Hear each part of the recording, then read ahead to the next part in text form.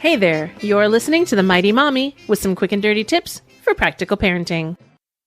Today's topic is one I've seen popping up around many of the parenting forums I frequent online. I'll see questions like, how do I stop my child from sucking his thumb? Or, will thumb sucking really ruin my child's teeth? Since there are parents out there with those questions, I thought I'd do some research, ask around, and see about getting some good practical information on how to handle thumb sucking, or even if you should handle thumb sucking issues with your child. The first thing we need to recognize about thumb sucking is that it's not an immediately bad thing. Ultrasound pictures have proven that babies are often seen sucking their thumb while still in the womb. When babies are born, sucking is one of the first actions you'll witness them doing. It's a natural instinct. This, of course, is necessary in order for a baby to take to nursing or a bottle. Similarly, if you give a child a pacifier, he will most likely take the opportunity to suck on it. That action is soothing to the baby and provides comfort. Sucking will often cause a baby to relax so much that he falls asleep. So, since this action is natural and comforting, when babies find something that is always attached to them, like their thumb, chances are they're going to put it to use. Thumb sucking in young babies is normal and harmless. It might even help everyone get a better night's sleep. In other words, at this point in life, thumb sucking really isn't an issue. Let it be and keep your baby's hands as clean as possible at all times. Avoid using any type of antibacterial cleaners on baby's hands, but do wash well with soap and water, and rinse well too. Nobody wants a mouthful of soap, and those antibacterial cleaners can make hands taste pretty nasty. Unfortunately, I know this from experience, and I don't even suck my thumb. If you think your child is too old to be sucking his thumb, there are some things to consider. All of the information I've read about thumb sucking say that it won't actually damage the teeth or harm their growth unless the thumb sucking extends beyond 4 years of age. In most cases, kids tend to stop on their own.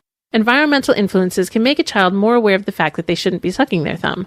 When a child is in school or involved with playgroups with similarly aged kids who don't suck their thumbs, the behavior will generally cease all on its own.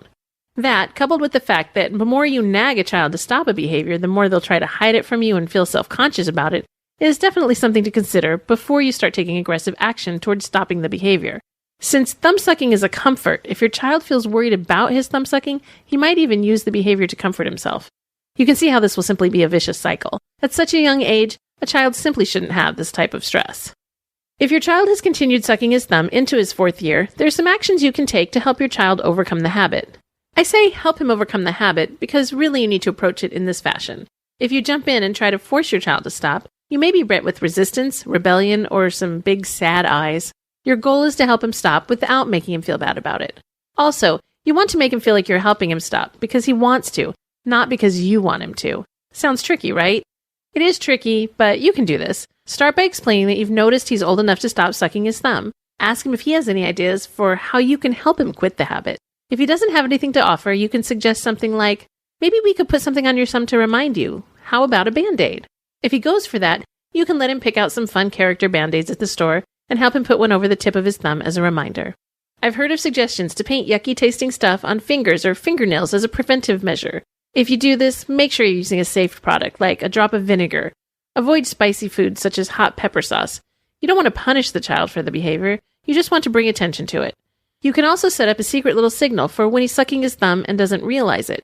Tell him you'll tug on your ear or touch your nose to let him know. You'll want to choose something that he'll notice, but that will be somewhat discreet to others. This will help him save face in public. You don't want to bring attention to the behavior. Plus, it's always fun to have a secret signal.